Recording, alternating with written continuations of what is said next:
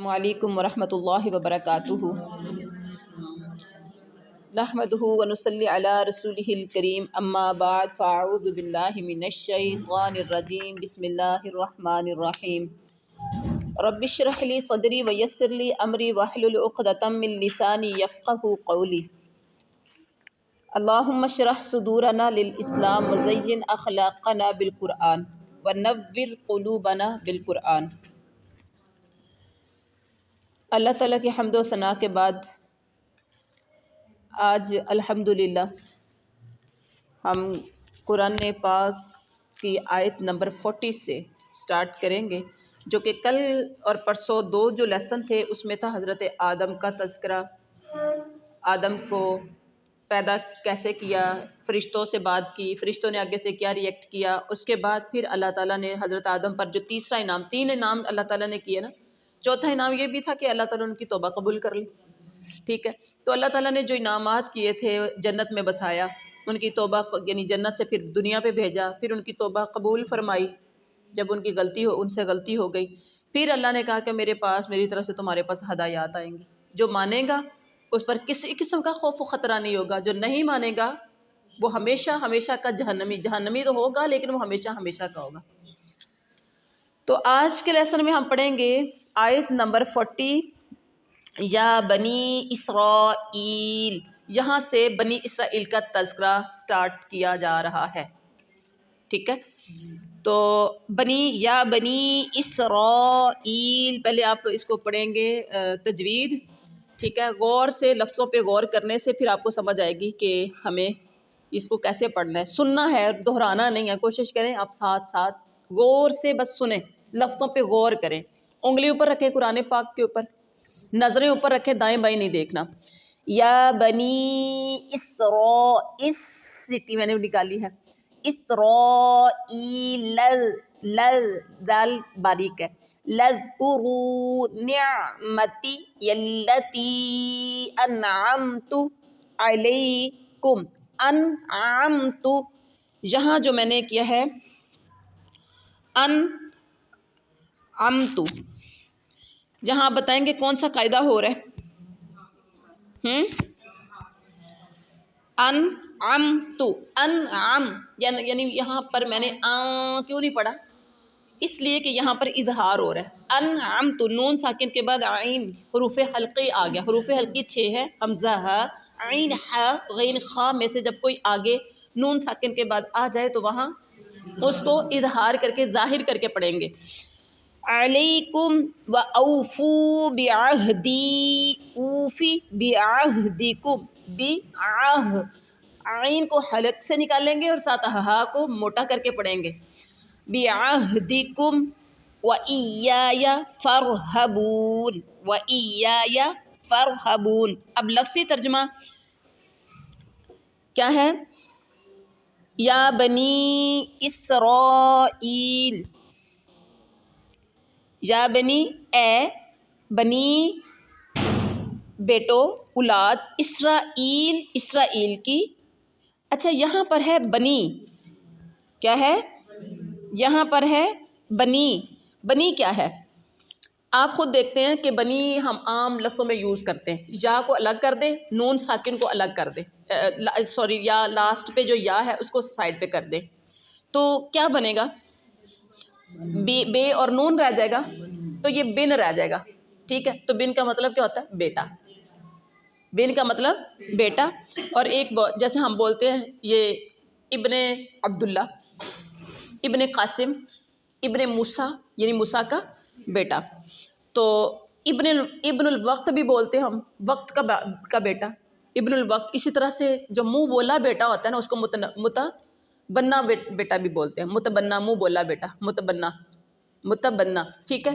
تو یہ یا بنی، یا کا یعنی مخاطب کر کے کہا جا رہا ہے اے، تو ساتھ یا ضمیر لگا دی گئی ہے اسرائیل کے ساتھ، یعنی کہ اے بنی اسرائیل کے بیٹو، انڈرسٹینڈ؟ تو اے بنی اسرائیل، یاد کرو تم، لذکرو، یاد کرو تم سب، واو اور الف لاسٹ پہ جمع کی نشانی ہے، نعمتی، نعمت، نعمت، نعمت ہم عام لفظوں میں بولتے ہیں نعمت، ٹھیک ہے، انعام، نون عین میم روٹ لیٹر ہے اس کا، نعمتیں ہزاروں اللہ تعالیٰ نے ہمیں نعمتیں دی ہیں، نعمت وہی ہے جو اللہ تعالیٰ نے آپ پر احسان کیے ہیں، جو اللہ تعالیٰ نے آپ کو نوازا ہے۔ یاد کرو تم نعمت، آخر میں آ گیا یا میری نعمت، ٹھیک ہے، میری نعمت کو یاد کرو۔ اب یہاں پر غور کریں کہ علامت یا عموماً ساکن ہوتی ہے، لیکن اگر اس سے پہلے الف ہو یا اسے اگلے لفظ سے ملانا ہو تو اس پر زبر آتی ہے۔ ویسے یا ساکن ہوتی ہے، نعمتی یا ساکن ہے، ٹھیک ہے، جب یا سے پہلے الف ہو، یا سے پہلے اگر الف آ جائے یا پھر اس یا کے کو اگلے حرف کے ساتھ ملانا ہو تو پھر اس کے اوپر کوئی زبر لگا دی جاتی، جیسے نعمتی یلاتی، یا کو لام کے ساتھ ملانا ہے تو اوپر زبر لگا دی۔ بات سمجھ میں آ گئی؟ نعمتی یلاتی میری نعمت کو، اللتی وہ جو، انعمت میں نے انعام کی، انعمت انعام کی میں نے علیکم تم پر، و اوفو و اور اوفو پورا کرو تم، اوف کیا ہے؟ اوف وفا، تم بے وفا نکلی ہو نا، تم تو ہو ہی بے وفا، بولتے ہیں نا وفا، وفادار، فلاں بہت وفادار ہے، افا بھی اس کے اندر سے ہے، عہد، وفادار، ٹھیک ہے، تو یہ اوفو کے سارے ملتے جلتے الفاظ ہیں جو ہم اپنی زبان میں بولتے ہیں۔ تم پورا کرو بیہدی، تم پورا کرو مطلب تم وفا کرو، بیہدی میرے عہد کو، میرے وعدے کو، اوفی میں بھی پورا کروں گا، بھی عہدکم تمہارے وعدے کو، تمہارے عہد کو، وَإِيَّايَ و اور ایایا صرف مجھ ہی سے، ایایا خاص کر مجھ سے یا صرف مجھ ہی سے۔ اب ایایا بات میں تاکید کے لیے آتا ہے، ایاک نعبد، پیچھے پڑھا تھا آپ نے، خاص کر تیری، اگر ہوتا نا نعبد ایاک پھر ہونا تھا تیری عبادت کرتے ہم، لیکن یہ ہے کہ ایاک پہلے علاقے کا، ایاک نعبد خاص کر تیری ہی، شک شبہ ختم ہو گیا۔ بیوی جیسے بیٹھی ہو محبت پیار میں آ کے کہے کہ میں تو آپ کی بیٹی ہوں، سوری بیوی ہوں، میں تو آپ کی بیوی ہوں، اب بیوی میں آپ کی بیوی ہوں تو ڈیفینیٹلی اس کو بتانے کی کوئی ضرورت ہے کہ تو میری بیوی ہے، یعنی شوہر کو پتہ ہے کہ یہ میری بیوی ہے، ٹھیک ہے، پتہ ہے نا شوہر کو کہ میں تمہاری، یہ بیوی کہہ رہی کہ میں تمہاری بیوی، تو بتانے کی ضرورت نہیں ہے، لیکن اگر وہ کہتی ہے کہ میں آپ ہی کی بیوی ہوں، میں آپ ہی کی بیوی ہوں، تو یقیناً وہ، یعنی وہ ادھر ادھر کا دھیان جو چلا جاتا ہے وہ ختم ہو جاتا ہے کہ یقیناً وہ بیوی 100% شور کروا رہی ہے کہ میں تیری ہی بیوی ہوں، تیری ہی رہوں گی اور تیری ہی ہوں۔ اب یہاں پر کیا ہے، بندہ کیا کہہ رہا ہے، اللہ تعالیٰ کیا کہہ رہے ہیں بنی اسرائیل یعنی اپنے بندوں کو، وَإِيَّايَ اور خاص کر مجھ سے ڈرو۔ ڈر تو ہمارے دلوں میں بہت سے آ جاتے ہیں، امی ابو کا بھی ڈر آ جاتا ہے، شوہر کا بھی ڈر آ جاتا ہے، رشتہ داروں کے بھی ڈر آ جاتے ہیں، محلے والوں کے بھی ڈر آ جاتے ہیں، ڈر بہت سے ہوتے ہیں، لیکن وَإِيَّاكَ اللہ تعالیٰ کہتے ہیں خاص کر مجھ ہی سے ڈرو، یا خاص کر مجھ ہی سے، کسی اور کا ڈر نہیں رکھنا، ڈر رکھنا تو صرف ایک خالق کائنات کا جس نے تمہیں پیدا کیا ہے۔ فرحبون بس تم مجھ سے ڈرو، فرحبون جو ہے نا، رہب، رہب کا مطلب ہوتا ہے رہب، رے ہے بے رہب، رہب کا مطلب ہوتا ہے ڈر، فرحبون راہب کہتے ہیں ڈرنے والا، رہبانیت، کون ہے رہبانیت اختیار کرتے تھے؟ عیسائی، یہ جو رہبانیت اختیار کرتے، چلے کاٹتے ہیں، سائیڈ پہ ہو کے عبادتیں کرتے ہیں، وہ عیسائی تھا نا جو راہب تھا، آپ صلی اللہ علیہ وسلم نے آپ نے سیرت میں پڑھا تھا کہ وہ ایک راہب درخت کے نیچے آپ صلی اللہ علیہ وسلم کا انتظار کرتا تھا، جب آپ صلی اللہ علیہ وسلم سفر شام میں گئے تھے، تو وہ عیسائی ہوتے ہیں جو رہبانیت، عیسائیوں کے راہب ہوتے ہیں جو چلے کاٹ کے بہت زیادہ پہنچی ہوئی سرکاریں بنی ہوتی ہیں، ٹھیک ہے، اور یہ راہب ہے۔ اب راہب رہبانیت ایک ہی ہے، مجھ سے ڈرو۔ اب لفظی ترجمہ سے ہم با محاورہ ترجمہ کی طرف آئے کہ اے بنی اسرائیل میری اس نعمت کو یاد کرو جو میں نے تم پر انعام کی، اور میرے عہد کو پورا کرو، یعنی میرے وعدے کو پورا کرو، میں تمہارے وعدے کو پورا کروں گا، تم میرے وعدے کو پورا کرو، میں تمہارے گیو اینڈ ٹیک، تم میرے وعدے کو پورا کرو، میں تمہارے وعدے کو پورا کروں گا، اور مجھے سے ڈرو۔ اور اگلی آیت میں کیا فرمایا؟ وَآمِنُوا بِمَا أَنزَلْتُ یہاں نون اخفا ہو گیا، انزلت مصدقا لما صاد، ٹھیک ہے، سٹی 20 کی آئے گی، مصدقا لما معکم ولا تکونوا اول کافر به، یہ آپ نے پہلے پڑھا تھا قاعدہ، علیم بما، پیچھے پڑھا تھا نا جی، کون سا قاعدہ ہے یہ؟ اقلاب۔ اب کافرم را کے نیچے 2 زیریں ہیں، قاعدہ یہ ہے کہ جب تنوین کے بعد با آ جائے، تنوین کے بعد با آ جائے، اب یہاں پر 2 زیر، را کے نیچے 2 زیر ہے، یہ تنوین ہے، تو اس کے بعد با آ گیا ہے، تو را کے اوپر جو چھوٹی سی میم آپ کو نظر آ رہی ہے، ایک سیکنڈ، کہاں ہے کافریم؟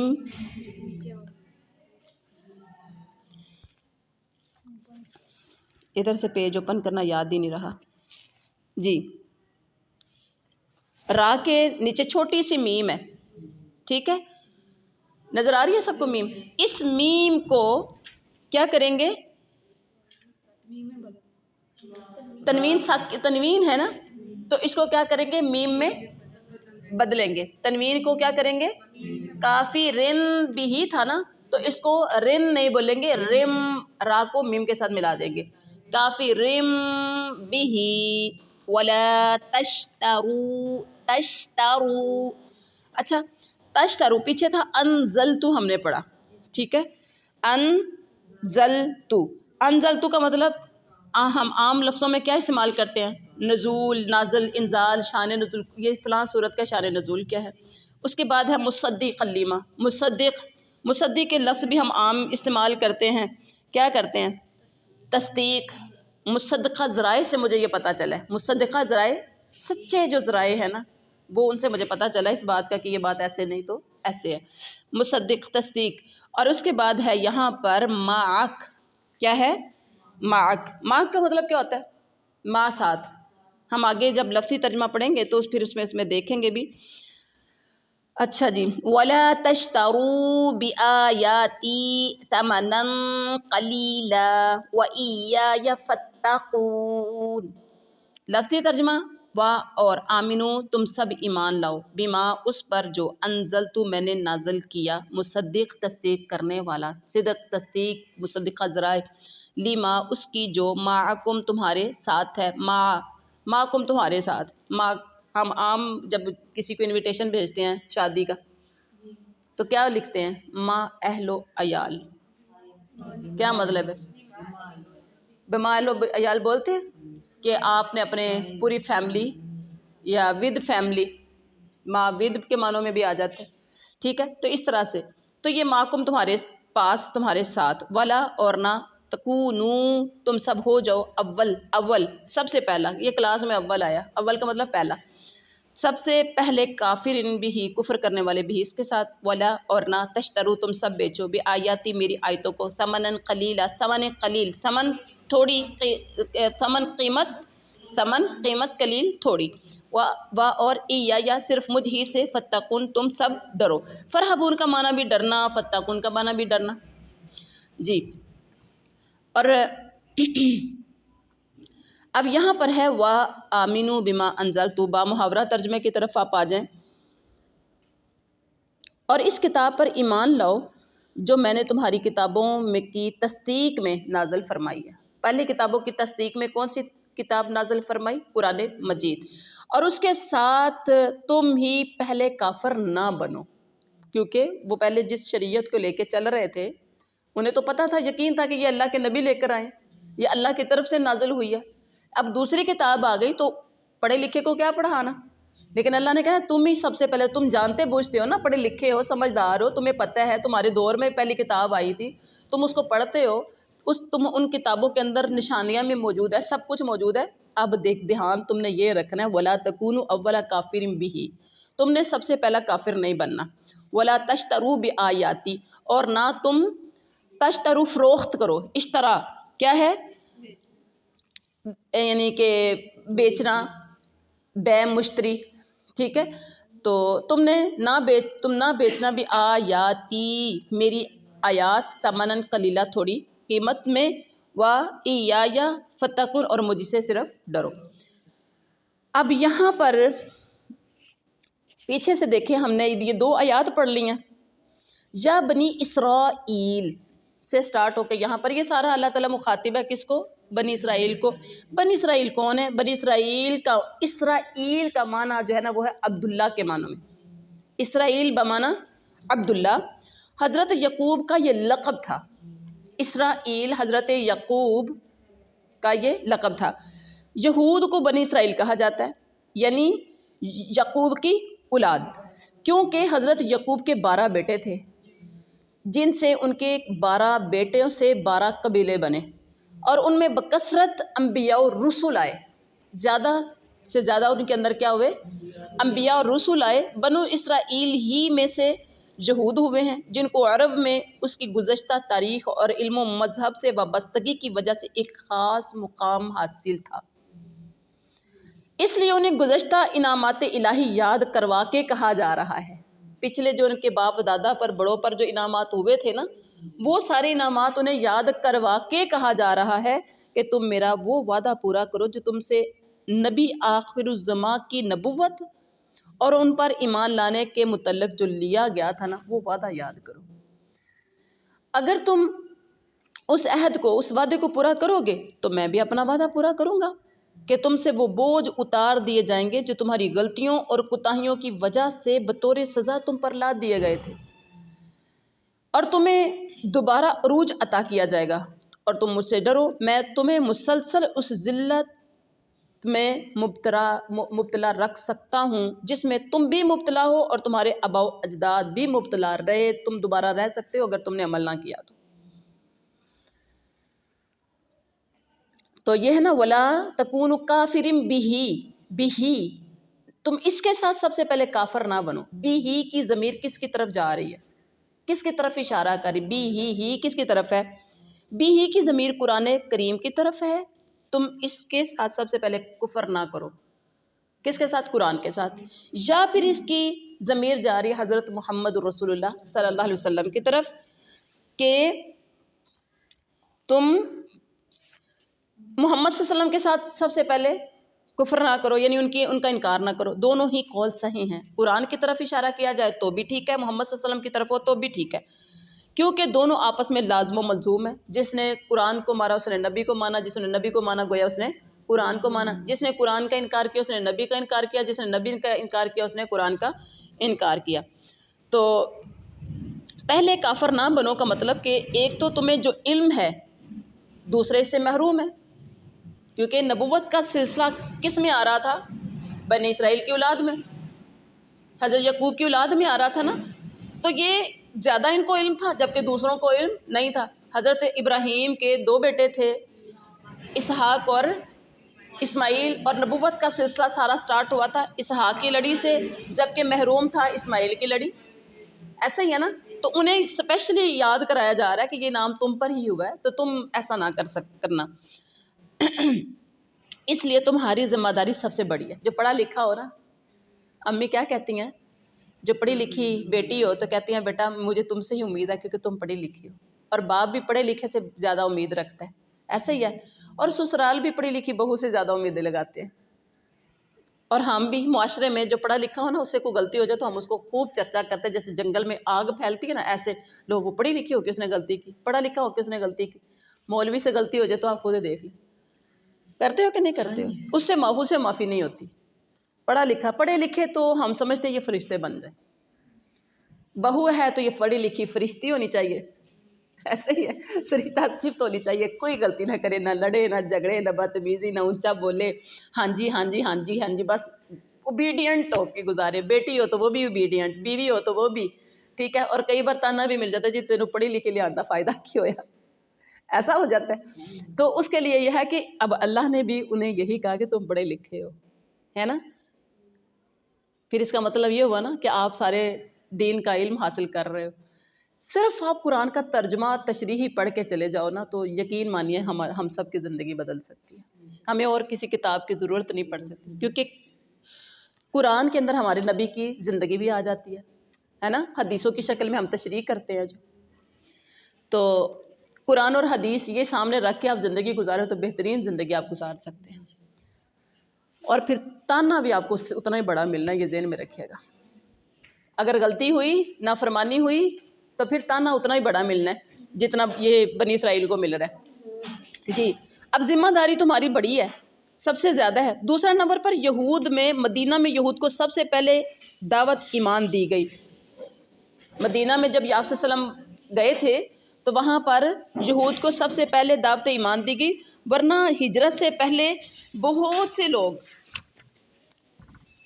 اسلام قبول کر چکے تھے، اس لیے انہیں تنبیہ کی جا رہی ہے کہ یہود میں تم اولین کافر مت بنو، سب سے پہلے کافر یہودیوں میں تم مت بننا، اگر ایسا کرو گے تو تمام یہودیوں کے کفر کا وبال تم پر ہی پڑے گا۔ اور آگے کہا کہ وَلَا تَشْتَرُوا بِآيَاتِي ثَمَنًا قَلِيلًا، تم میری آیات کو ثمن قلیل میں، تھوڑی سی قیمت میں مت بیچو۔ ثمن قلیل کا مطلب یہ نہیں ہے کہ زیادہ معاوضہ لے کر، زیادہ پیسے لے کے، معاوضہ زیادہ لے کے، ہدیہ زیادہ لے کے تم اللہ تعالیٰ کے احکام کا سودا کرو۔ اس کا مطلب یہ ہے کہ احکام الہی کے مقابلے میں دنیاوی مفادات کو اہمیت نہ دو، ٹھیک ہے؟ احکام الہی تو اتنے قیمتی ہیں کہ ساری دنیا کا مال و متاع بھی ان کے مقابلے میں ثمن قلیل ہے۔ پوری کائنات، پوری دنیا کا مال و متاع اگر ایک سائیڈ پہ رکھ دیا جائے، اللہ کا ایک حکم ایک سائیڈ پہ رکھ دیا جائے، تو اللہ کا ایک حکم زیادہ قیمتی ہے بجائے اس کے کہ ساری دنیا بھری ہو مال سے۔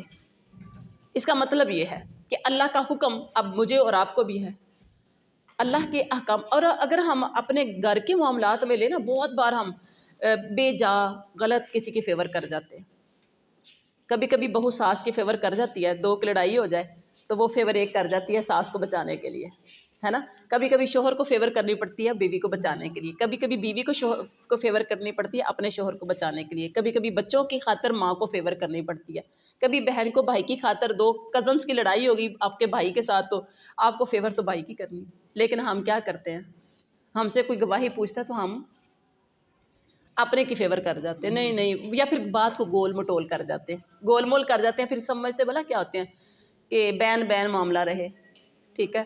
تو آپ یہ دیکھیں اللہ کا حکم کیا کہتا ہے، قولوا قولا سدیدا ولا تکتموا الشہادہ۔ اب آپ کیا کریں گے اگر آپ صحیح معنوں میں صحیح بات نہیں بتا سکیں گے تو کیا کرو گے؟ اللہ کے حکم کی نافرمانی کر جاؤ گے کہ نہیں کر جاؤ گے؟ تو یہ تھوڑی سی قیمت میں، کیا تھوڑی سی قیمت آپ نے دی کہ مجھے اگلے کی محبت مل جائے؟ میں نے کسی کی فیور کیا نا، وہ میرا کانا ہو جائے گا، کبھی میرا بھی لحاظ رکھے گا، کبھی میرا بھی پاس کرے گا، ٹھیک ہے؟ اور بھی بہت سی ہماری نیتیں ہوتی ہیں، تھوڑا سا مجھے اپنا قریب کر لے گا، تو یہ بے قلیل، ثمن قلیل ہے۔ دنیا کا مال، یہ دنیا کا آپ کو پورا، یعنی بہت سے بینک بیلنس مل جائیں، آپ کو بہت سٹیٹس مل جائے، بہت مال مل جائے، آپ سمجھے یہ ثمن قلیل ہے آخرت کے مقابلے میں، اللہ کے حکم کے مقابلے میں جی۔ تو آیت میں اصل مخاطب اگرچہ بنی اسرائیل ہیں، کیونکہ نام لے کے کہا جا رہا ہے نا، لیکن یہ حکم قیامت تک کے آنے والوں کے لیے ہے، جو بھی ابطال حق یا اثبات باطل یا کتمان علم کا علم، یعنی علم کو چھپانے کا، یا حق کو باطل، باطل کو حق، یا جو میں نے آپ پہلے بھی بات کی، کسی قسم کا بھی ہوگا نا، محض دنیا حاصل کرنے کے لیے جو بندہ کرے گا تو آپ سمجھے وہ سارا اس کی کیٹیگری میں آ جائے گا۔ اب آپ نے یہاں دیکھنا ہے، ہماری یہاں پر شامت آئے گی جو ہم بہت ہی سی ناانصافیاں کر جاتے ہیں، بہت سی بے انصافیاں کر جاتے ہیں، بہت سے حق مار جاتے ہیں غلط فیور کرنے کی وجہ سے۔ تو اس کے بعد اللہ تعالیٰ کیا فرماتے ہیں، وَلَا تَكْتُمُوا الْحَقَّ، نہیں، وَلَا تَلْبِسُوا الْحَقَّ سے آیت نمبر 42 آ گئی، وَلَا تَلْبِسُوا الْحَقَّ بِالْبَاطِلِ وَتَكْتُمُوا الْحَقَّ وَأَنْتُمْ تَعْلَمُونَ۔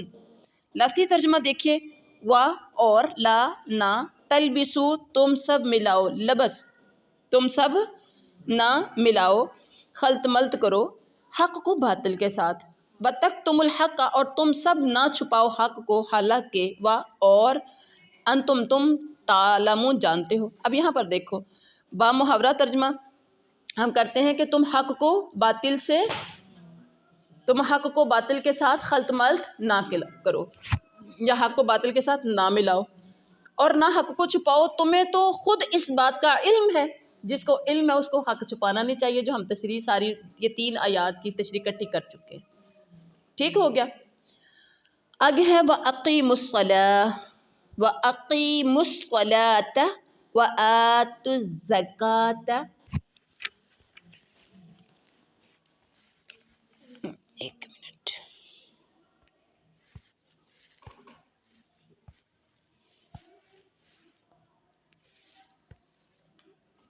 وَارْكَعُوا مَعَ الرَّاكِعِينَ، مَعَ الرَّاكِعِينَ، اور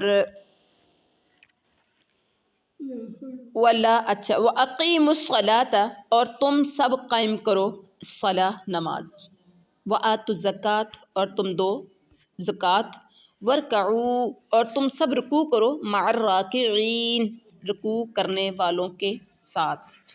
جی اب دیکھیں یہاں پر ہے اقیم، کیا ہے؟ اقیم نماز قائم کرو، اقیم کیا ہے؟ قیام، قائم مقام، اقامت الدین، رکوع کہتے ہیں نا، رکوع سجود قیام بولتے ہیں اس میں، اور ایک ہوتا ہے قیام و طعام، رہائش اور کھانا پینا۔ ہم بہت سے لفظ ہیں جو ہم خود سے جو عام زبان میں بولتے ہیں۔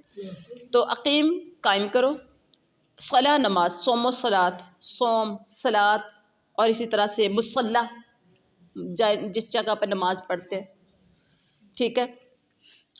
تو یہاں کیا ہے لفظی ترجمہ سے با محاورہ ترجمہ کی طرف کہ وَأَقِیمُوا الصَّلَاةَ اور نمازوں کو قائم کرو اور زکوٰۃ دو، رکوع کرنے والوں کے ساتھ رکوع کرو۔ اب یہاں پر جو بات ہو رہی ہے نا نماز قائم کرو، آپ بھی نماز قائم کرتے ہیں، نماز پڑھو نہیں کہا گیا، پڑھو کا مطلب کبھی پڑھ لی کبھی نہ پڑھ لی، اقیم ہے نماز قائم کرو، مطلب نماز کی پابندی عام لوگوں کے لیے بڑی مشکل ہے، نماز کو قائم کرو، اور کیا کہا ساتھ زکوٰۃ بھی دو۔ یہ اللہ تعالیٰ کے حکم ہے، نماز پڑھنا اور یعنی نماز کو قائم کرنا اور مال میں سے زکوٰۃ دینا، رکوع کرنے والوں کے ساتھ رکوع کرنا۔ اب اگلی آیت بھی اسی سے ملتی جلتی ہے، ہم اس کو بھی ساتھ ہی کر لیتے ہیں، بلکہ یہاں تک ہی، ہاں ورک آگے آ گیا، نیکی کا تو حکم کرتے ہو، یہی آ گیا نا، اتامرون، تو یہ ہے۔ لیکن آگے اللہ تعالیٰ نے ساتھ ہی بتایا کہ یہ مشکل بھی ہے نماز قائم کرنا، اور اس طرح سے وہ آگے بھی آ جائے گا۔ نماز کو پڑھنا ہے، قائم کرنا ہے، کس طرح سے؟ خشوع کے ساتھ، خضوع کے ساتھ، نماز پڑھو نہیں ہے، نماز کو قائم کرو ہے، خشوع خضوع کے ساتھ نماز پڑھنا، اور یہ آسان طریقہ نہیں ہے، یہ آسان نہیں ہے، بلکہ یہ بہت مشکل ہے۔ آپ خود دیکھ لیں 100 کی نماز کو اگر ہم چیک کرتے ہیں نا، تو ود میں ہم بہت نماز میں کمیاں کوتاہیاں کر جاتے ہیں۔ ہم نماز پڑھتے ہیں فکر اتارنے کے لیے، روٹی کسی کو کھلانی ہو، کسی کو کھانا کھلانا ہو، تو کہتے ہیں یہ کھانا کھلا کے یہ بھی فکر اتار دو، برتن دھو کے فکر اتر جائے گا، وہ کام کر لو۔ ہم نماز بھی فکر اتارنے کے لیے جلدی جلدی کر کے فارغ ہو جائے، ٹھیک ہے۔ ایک ڈیزائن لیتا ہوتا تو اس کی بڑی ڈیپلی چیک کرتے ہیں کہ کس طرح سے یہ ڈیزائن اتر سکتا ہے، کوئی کمی نہ ہو جائے، کوئی کوتاہی نہ ہو جائے، کوئی غلطی نہ ہو جائے، ٹھیک ہے، 19-20 کا ہیر پھیر نہ آ جائے۔ تو نماز میں تو ہم نے کبھی نہیں کیا کہ آپ صلی اللہ علیہ وسلم نے فرمایا کہ نماز پڑھو اس طرح جس طرح تم نے مجھے پڑھتے ہوئے دیکھا ہے، صلو کما رأیتمونی اصلی، اس طرح سے ہمیں سنت کے مطابق پڑھیں گے تو پھر ہماری نماز بھی قبول ہوگی۔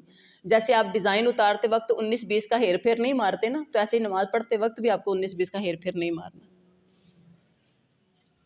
پوری اسی طرح سے۔ پھر آپ کو وضو سے لے کر بہت سی نمازیں جو قبول ہو جاتی ہیں، جو صحیح معنوں میں پڑھی جاتی ہیں سنت کے مطابق، اور بہت سی نمازیں جو منہ پہ ماری جاتی ہیں۔ آپ نے اور میں نے یہ غور کرنا ہے کہ کیا ہماری نمازیں ہمارے منہ پہ تو نہیں ماری جاتی؟ کیا ہم نماز پڑھتے ہیں اتنی سردی ٹھٹرتی ہوئی راتیں اور ٹھٹھرتے دن. آپ دیکھیں کتنے دھند ہے باہر, کتنی مشکل سے آپ نے اٹھ کے, اگر اذان ہو جاتی تو آپ کو اٹھ کے وضو کر کے نماز پڑھنا. پہلے تو یہ ٹھنڈا پانی جو ہے نا جہاد سے کم نہیں ہے. جیسے کسی دشمن کے ساتھ لڑنے جانا ہے نا, سمجھے ٹھنڈے پانی سے وضو کرنا ایسا ہی ہے. لیکن مومن کے لیے کوئی مشکل نہیں ہے. جو صحیح نمازی ہے نا اس کے لیے, بلکہ وہ اگر نہیں کرے گا نا ٹھنڈے پانی سے وضو تو وہ بے چین ہی رہے گا, پریشان رہے گا, میری نماز جا رہی, میں نے ابھی تک نماز نہیں پڑھی, بار بار ٹائم دیکھے گا, بار بار ٹائم دیکھے گا, لیکن اس کو پڑھنی. وہ ٹھنڈے پانی سے وضو کر کے نماز پڑھ لے گا, اس کو سکون آ جائے گا, وہ بے چینی ختم ہو جائے گی. اضطرابی جو اس کی کیفیت ہوگی نا, لاچاری والی, پریشانی والی, بے چینی والی, وہ ختم ہو جائے گی ٹھنڈے پانی سے وضو کر کے نماز پڑھے گا تو. لیکن یہ کون کرے گا؟ اللہ والا, جس کا اللہ کے ساتھ گہرا تعلق ہے, جس کا اللہ کے ساتھ جس کا تعلق مضبوط ہے, جس کو اللہ سے محبت ہے, اس نے اٹھ کے وضو کر کے نماز پڑھ لینا. اور اس نے ایک بار بھی نہیں کہنا کہ میں کیوں پڑھوں. جس کے دل میں یعنی محبت صحیح نہیں ہے تو کیا کرے گا, وہ کئی بار اس کو کہنا پڑے گا اور وہ ڈنڈی مارنے کی پھر بھی کوشش کرے گا. آپ خود دیکھ لیں. تو اب آپ اللہ کی محبت میں اٹھ کے نماز تو پڑھ لیتے ہو, یہ نہیں کہ نہیں پڑھتے ہو, پڑھ لیتے ہو, لیکن کہیں یہ دیکھنا ہے کہ میں جلدی سے فکر اتارنے کے لیے تو نہیں نماز پڑھ کے آ جاتی. کہیں کیا وہ اتنے ٹھنڈے پانی سے وضو کی ہوئی, گرم بستر سے اٹھ کے میں نے وضو کر کے میں نے نماز پڑھی تھی, آئے وہ قبول بھی ہوئی ہے کہ نہیں. ہر ایک چیز کی ایک ڈائی ہوتی ہے, ہر چیز کی ایک ڈائی ہوتی ہے, ہر چیز کا ایک نمونہ ہوتا ہے, ہر چیز کا ایک ڈیزائن ہوتا ہے جس کے مطابق ہمیں وہ کام کرنا پڑتا ہے. آپ صلی اللہ علیہ وسلم کی ساری زندگی اللہ تعالیٰ نے قرآن پاک میں خود کہا کہ تمہارے لیے میرے نبی کی زندگی بہترین نمونہ ہے. زندگی میں تمام چیزیں آ گئی ہیں, نماز بھی نمونہ, روزہ بھی نمونہ, حج, عمرہ, زکوٰۃ, سب کچھ نمونہ ہے. اس نمونے کو سامنے رکھ کے پھر ہمیں وہ ڈیزائن اتارنا ہے, وہ کام کرنا ہے نا. اگر اس نمونے کے مطابق نہیں ہے تو آپ کا وہ خلاف ہو جائے گا. اور حدیث میں آتا ہے کہ نماز جو صحیح سنت کے مطابق نہیں پڑھی جاتی وہ گندے بدبودار ٹاٹ میں لپیٹ کے انسان کے منہ پر مار دی جاتی ہے, اور وہ بد دعا کرتی زیک اللہ کما زیاتنی, اللہ تمہیں برباد کر دے جس طرح تو نے مجھے برباد کیا. کیا ہم یہ روز بد دعائیں تو نہیں لیتے؟ ہم نے تو بڑی محبت اور شوق سے نمازیں پڑھی تھی, کیا ہماری وہ نمازیں ہمارے منہ پہ تو نہیں ماری جاتی؟ اللہ اکبر. تو اب یہاں پر یہ ہے, اگلی آیت میں ہم اب دو آیات رہ گئی, اکٹھی پڑھ کے اس کو کمپلیٹ کرتے ہیں. أَتَأْمُرُونَ النَّاسَ بِالْبِرِّ وَتَنْسَوْنَ أَنفُسَكُمْ وَأَنْتُمْ تَتْلُونَ. کیا تأمرون تم سب حکم کرتے ہو. تأمرون حکم امر بالمعروف لفظ بولتے ہو کہ نہیں, اور اسی طرح سے آمر حکم کرنے والا, مأمور جسے حکم کیا جاتا ہے, اور ناس لوگ, بر نیکی, وہ اور بر ابرار لوگ ہے نا, اللہ ہمیں نیک لوگوں میں یعنی ابرار لوگوں میں شامل کر لے.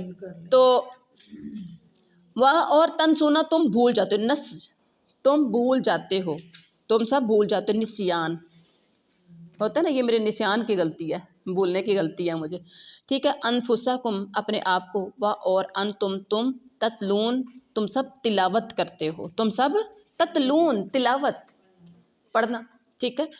اب با محاورہ ترجمہ کیا ہے کہ اتأمرون الناس, کیا لوگوں کو بھلائیوں کا حکم کرتے ہو اور خود اپنے آپ کو بھول جاتے ہو, باوجود اس کے کہ تم کتاب پڑھتے ہو, باوجود اس کے کہ تم کتاب پڑھتے ہو. انتم تتلون الکتاب افلا تعقلون, بس نہیں تعقلون تم عقل کرتے, خود عقل نہیں کرتے ہو. تم لوگوں کو نیکیوں کا حکم کرتے ہو اور خود کو بھول جاتے ہو, حالانکہ تم کیا کرتے ہو, کتاب پڑھتے ہو. کیا اتنی بھی تمہیں عقل نہیں ہے, اتنی بھی تمہیں سمجھ نہیں ہے؟ مطلب دوسروں کو کہنا, خود دوسروں کو نصیحت, خود میاں فصیحت بولتے ہیں نا, اور عام طور پر ہم اگر جس کے اندر عمل نہ ہو تو وہ دوسروں کو کہے تو پیچھے سے آپ لوگوں کو کیا سننے کو ملتا ہے, ہاں خود عمل نہیں کرتی, بڑی آجن بنی پھرتی ہے.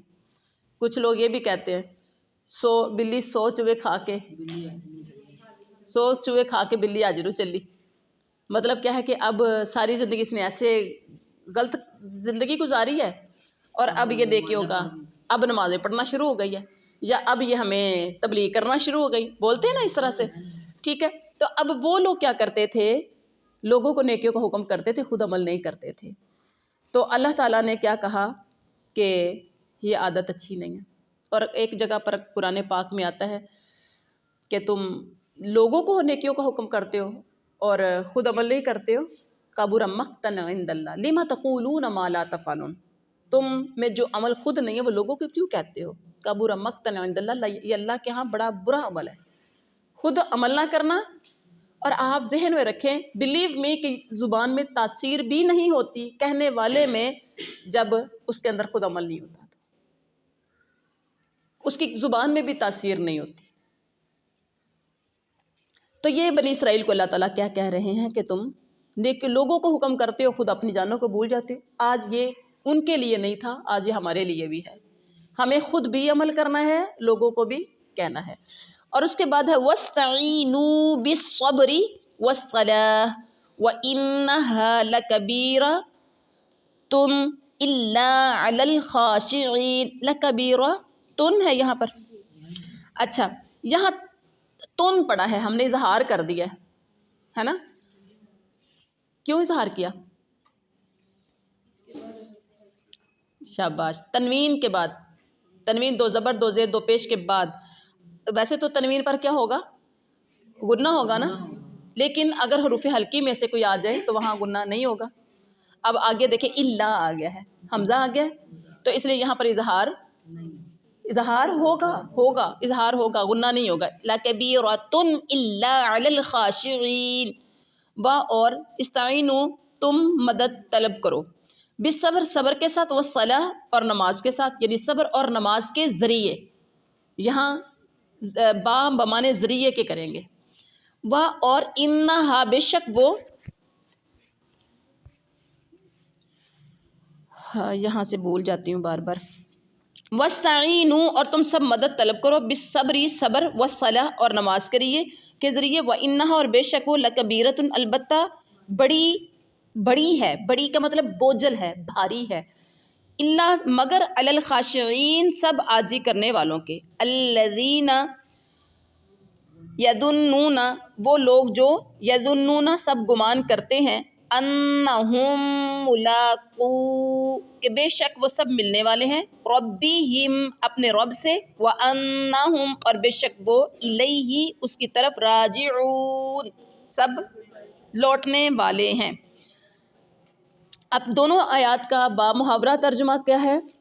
وَاسْتَعِینُوا بِالصَّبْرِ وَالصَّلَاةِ اور صبر اور نماز کے ذریعے مدد حاصل کرو۔ یہ بڑی چیز ہے، یہ بڑی چیز ہے مگر ڈرنے والوں پر۔ اور یہاں پر پیچھے کہا گیا تھا نا، نماز پڑھو اور اس سے رکوع کرو، رکوع کرنے والوں کے ساتھ، اور پھر نیکیوں کا تم حکم کرتے ہو، خود اپنے آپ کو بھول جاتے ہو۔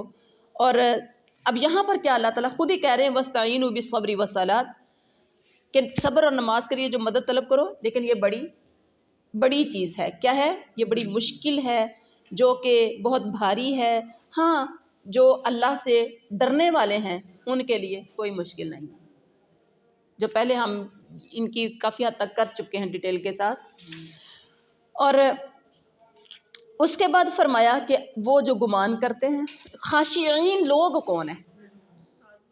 ٹھیک ہے، خاشعین یعنی ڈرنے والے، خشوع خضوع کرنے والے، اطمینان اور راحت کا جن کے لیے باعث ہوگی یہ نماز دنیا میں بھی اور آخرت میں بھی۔